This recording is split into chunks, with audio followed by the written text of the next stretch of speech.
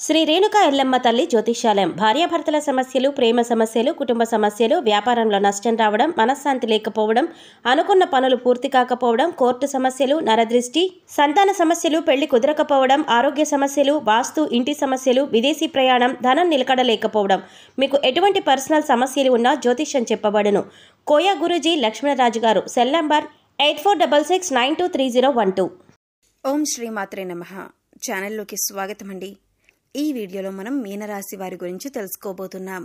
ఈ రాశి వారికి ఈ నెల 19, 20, 21 తేదీలలో అతిపెద్ద సంఘటనలు జరగబోతున్నాయి.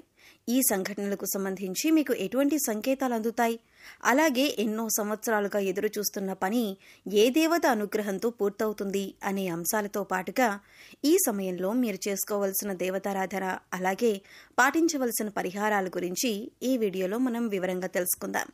కానీ అంతకంటే ముందుగా మీరు కనుక మన ఛానల్ని ఇప్పటివరకు సబ్స్క్రైబ్ చేసుకోకపోతే సబ్స్క్రైబ్ చేసుకొని పక్కనే ఉన్న బెల్ ఐకాన్ నొక్కి ఆల్ సెలెక్ట్ చేసుకుంటే మేము ఇలాంటి వీడియోస్ అప్లోడ్ చేయగానే ముందుగా మీకు నోటిఫికేషన్ వస్తుంది. అలాగే వీడియోని ఎక్కడా కూడా స్కిప్ చేయకుండా చివరి వరకు చూస్తేనే మేము ఏం చెబుతున్నామో మీకు పూర్తిగా అర్థమవుతుంది. ఇక వివరాల్లోకి వెళితే ముందుగా ఈ రాశి వారి గురించి తెలుసుకున్నట్లయితే ఈ రాశి వారు చాలా సున్నితమైన మనస్సును కలిగి ఉంటారు. ఎదుటివారు బాధల్లో ఉంటే వీరు వెంటనే రియాక్ట్ అయ్యి వారికి కావలసిన సహాయం చేస్తారు. అంటే అది మాట సహాయమైనా, ఆర్థిక సహాయమైనా వెంటనే సహాయం చేయటానికి ముందుంటారు. ఈ రాశి వారికి అబద్ధాలు చెప్పటమన్నా, మోసం చేయటమన్నా అస్సలు ఇష్టం ఉండదు. అలాగే నా అనుకున్న వారు ఎవరైనా మోసం చేస్తే ఈ రాశి వారు అస్సలు సహించలేరు. ఈ రాశి వారు స్నేహితులతో అన్నీ షేర్ చేసుకోవటానికి ఇష్టపడతారు. పెద్దలంటే గౌరవ మర్యాదలను కలిగి ఉంటారు. ముఖ్యంగా ఈ రాశివారు గత కొన్ని సంవత్సరాలుగా ఎన్నో ఇబ్బందులు పడి ఉన్నారు. అది ఆర్థికంగా, మానసికంగా, అలాగే ఆరోగ్యపరంగా ఏదో ఒక అంశంలో ఇబ్బందులు పడుతూ వచ్చారు. కానీ ఇకపై మీకు అటువంటి ఇబ్బందులేవీ ఉండవు. మారుతున్నటువంటి గ్రహస్థితి కారణంగా మీరు గత కొంత సంవత్సరాలుగా పడుతున్న ఇబ్బందులన్నీ కూడా తొలగిపోతాయి. గతంలో మీరు చేపట్టిన ప్రతి పనిలో కూడా ఆటంకాలు కలిగిన సమయాలు కూడా ఉన్నాయి.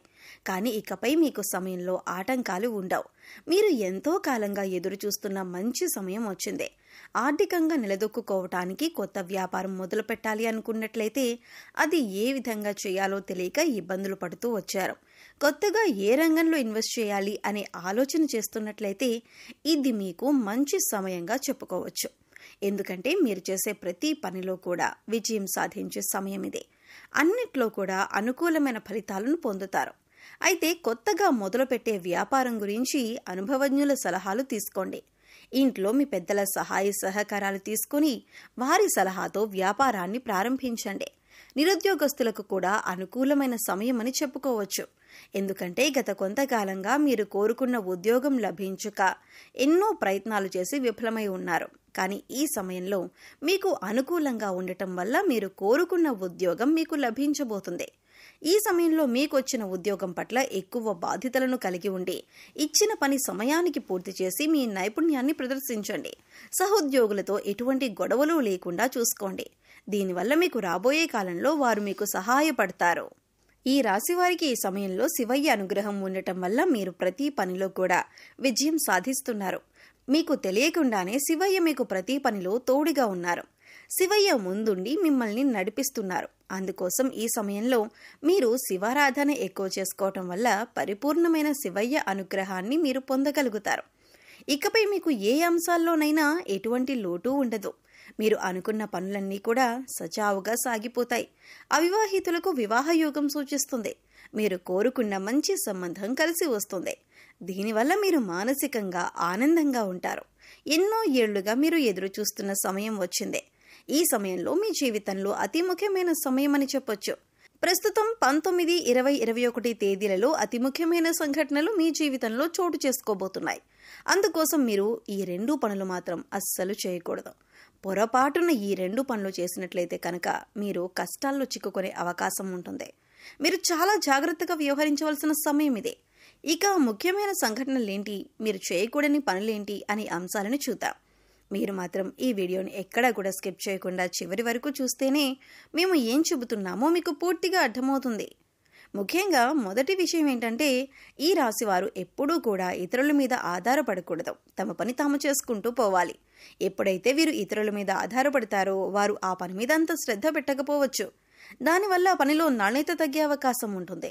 ఇక పై అధికారుల నుంచి కానీ లేదా మీ ఇంటికి సంబంధించిన పనులైతే మీ ఇంట్లో వాళ్ళకి కానీ ఇబ్బంది కలిగే అవకాశం ఉంటుంది.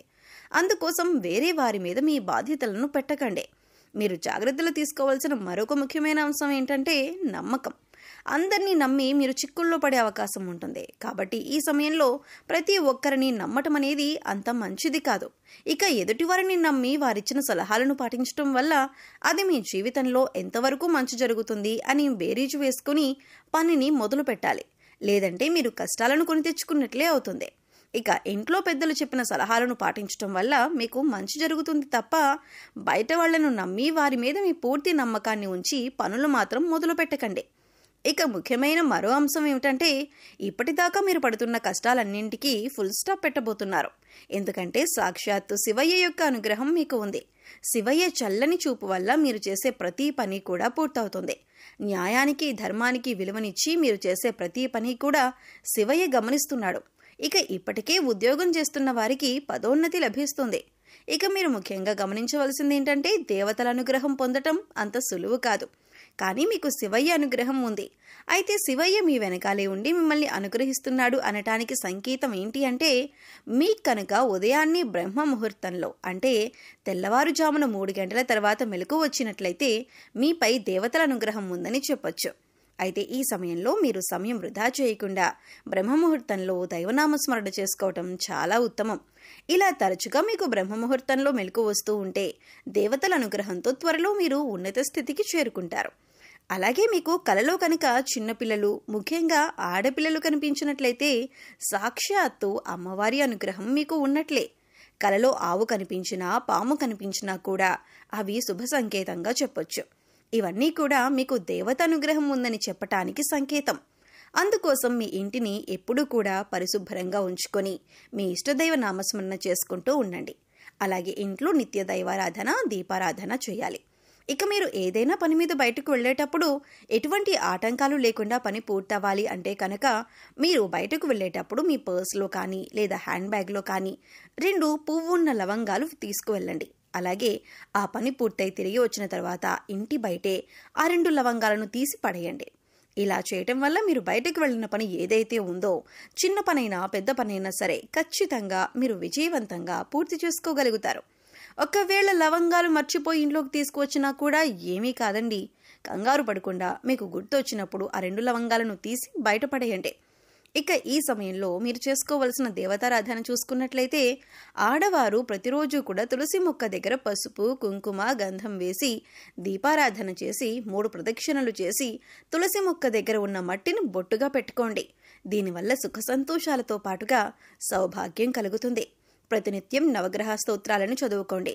అలాగే హనుమాన్ చాలీసాను రోజుకి 3 సార్లు పఠించండి. ప్రతి శుక్రవారం లక్ష్మీదేవికి విశేషంగా పూజ చేయండి. మీకు సమయం ఉన్నప్పుడు శివనామస్మరణ చేసుకోండి.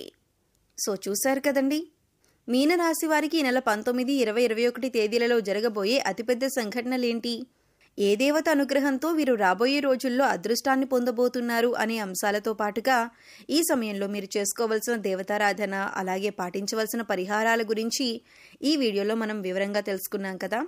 ఈ వీడియో మీకు నచ్చినట్లయితే లైక్ చేయండి.